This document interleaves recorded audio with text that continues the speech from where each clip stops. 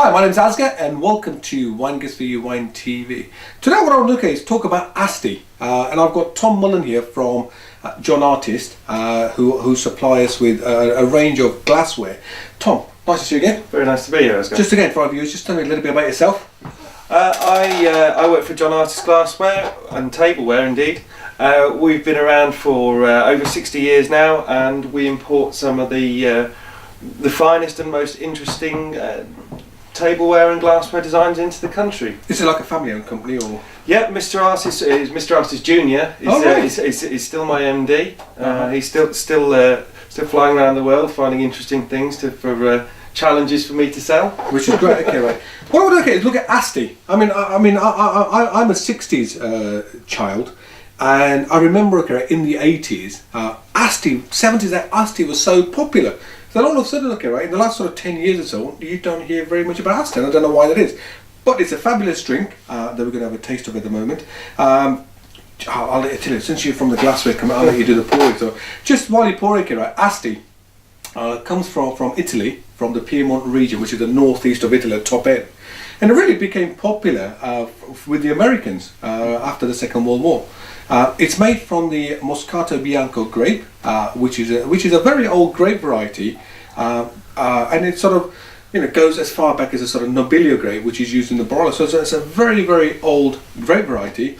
And Asti, we all know Champagne, from the Champagne region of France, and it uses sort of a traditional method of making champagne. What you do, you get the wine, you put it inside the bottle, put some yeast in it, put a crown on it. And you've seen them in the cellars. They have them upside down, and there's a myth. They turn it by hand, but really you couldn't turn 1 million bottles by hand. There's a mechanical process of doing it, and the reason why you do that is just to shake the yeast at the bottom of the bottle. This one, Asti, is a little bit different. It's made by known as a Chaumet method, which is a pressurized method where the liquid is actually filled into the bottle in a pressurized environment, and so the bubbles can't escape in the atmosphere, and that's where you get the bubbles coming through when you open it, the carbon dioxide in essence. Yeah. But again, if you look at a lovely mousse, when you're pouring, I was looking at a lovely mousse, and look at the bubbles just gently rising up there. Sorry, Tom, I've done all the talking on this one. Okay, you can do the tasting with me. Okay, right? I just a little bit of a sniff. Again, very, very delicate aromas coming up. They're almost floral, honey-like. Coming through there.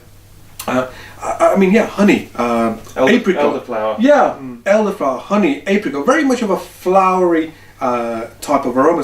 And what it's like, Asti, generally speaking, drink it quite young, a couple of years old. After that, it starts deteriorating in flavours and so on. So let's have a bit of a taste.